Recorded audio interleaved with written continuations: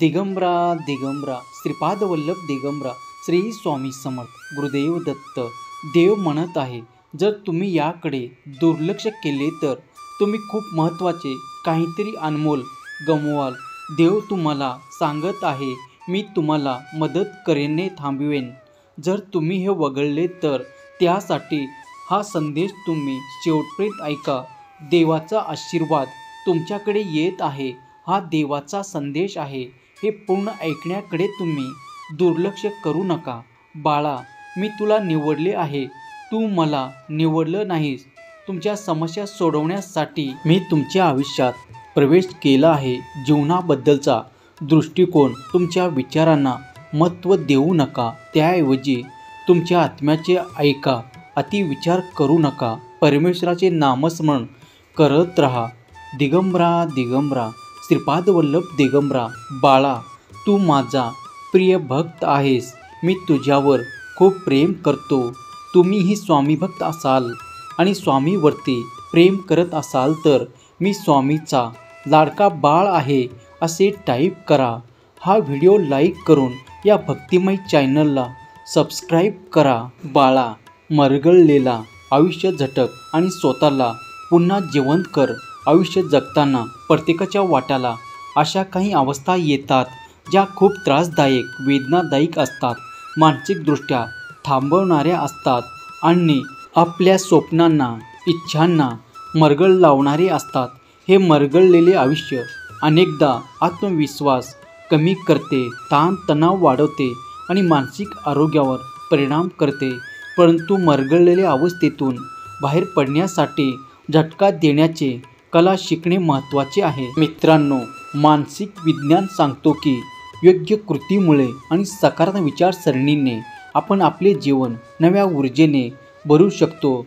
मरगळ कशामुळे येते तर हे अचानक येणारी अवस्था नसते, ते अनेक कारणांमुळे हळूहळू निर्माण होत असते।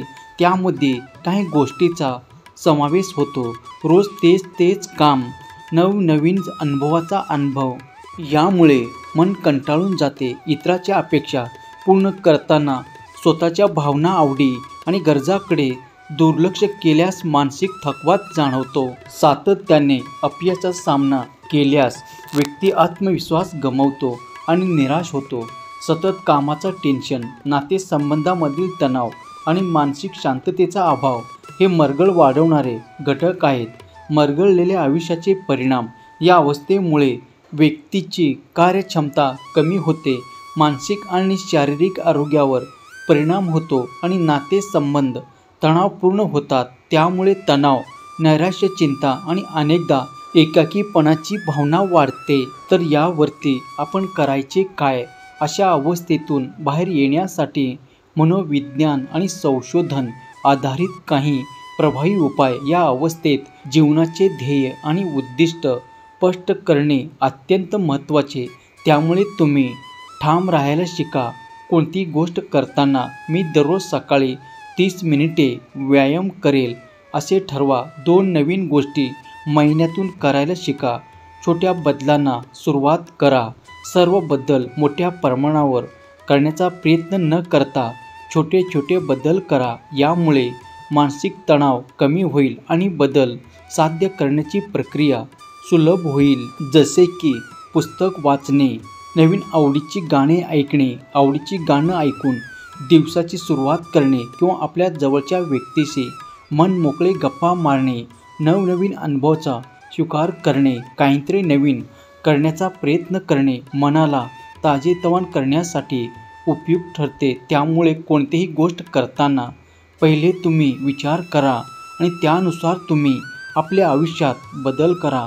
महाराजाचे नामस्मरण करा, भगवंताचे नामस्मरण करा आणि आपला स्वभाव हा साधा सरळ ठेवा। पण इतकाही स्वभाव साधा सरळ नको की आपला साधा स्वभाव म्हणजे आपण नम्र आणि शांत, कोणाचे वाईट करण्याचा विचार न करणारे, कोणालाही दुखवायचे नाही असा दृष्टिकोन ठेवणारे।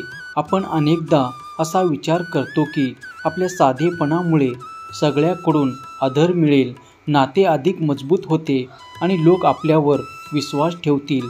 पण प्रत्यक्षात जर पाहिलं तर असं घडत नाही। बहुतांश वेळा आपला साधा स्वभावच आपल्या समस्या वाढवतो. आपण विनाकारण त्रास सहन करतो, आपल्याला कमी लेखलं जातं आणि कधीकधी आपला स्वाभिमानही ढवळलं जातं. साधेपणाचा अर्थ आणि त्याचे परिणाम कोणते? साधेपणा हा आपल्या व्यक्तिमत्वाचा एक सुंदर पैलू आहे. मात्र जेव्हा हा साधेपणा आपल्याला इतरांच्या गरजापुढे झुकतो तेव्हा तो आपल्या स्वतःसाठी धोकादायक ठरतो. लोक आपल्याला सहजगत्या हलक्यात घेऊ लागतात, आपल्याकडून जास्त अपेक्षा ठेवतात आणि आपण नाही म्हणण्याची क्षमा मागतो. आपल्या साधेपणामुळे आपल्याला त्रास होत नाही म्हणण्याची भीती वाटते. साध्या स्वभावाच्या लोकांना इतरांची मनं दुखवायची भीती असते, त्यामुळे ते प्रत्येक गोष्टीला हो म्हणतात. या वागणुकीचा गैरफायदा घेतला जातो आणि अशा व्यक्तीवर कामाचे नको असलेले वाढतं. साध्या लोकांना अनेकदा कमजोर मानलं जातं. इतरांना वाटतं की ती व्यक्ती कोणतेही काम सांगून सहजगत्या पूर्ण करून घेऊ शकतात, कारण त्या व्यक्ती नाही म्हणणारच नाही. काही लोक साध्या स्वभावाच्या व्यक्तीच्या भावनांचा गैरफायदा घेतात. त्या व्यक्तीच्या सहनशीलतेची परीक्षा घेतात, त्याच्यावर विनाकारण टीका करतात आणि त्यांना कमी लेखतात.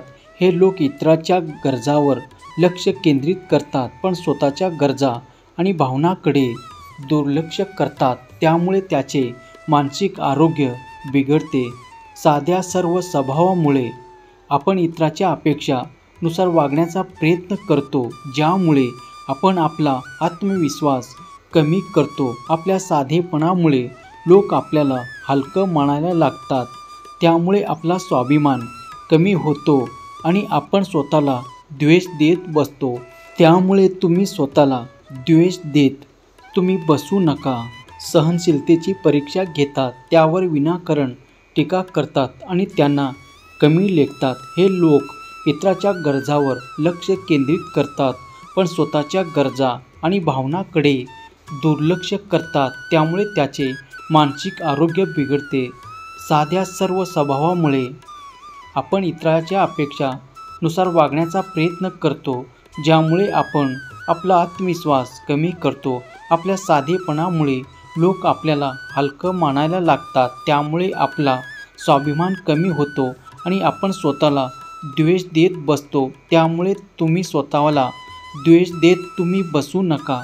लोकांना हलक्यात घ्यायला शिकू नका. तुम्ही स्पष्टपणे बोलायला शिका आणि आपली मते मांडायला शिका. स्वामीचे नामस्मरण करत राहा, कारण जो स्वामी भक्त स्वामी भक्तीत येतो त्याला कशाचीही कमतरता राहत नाही.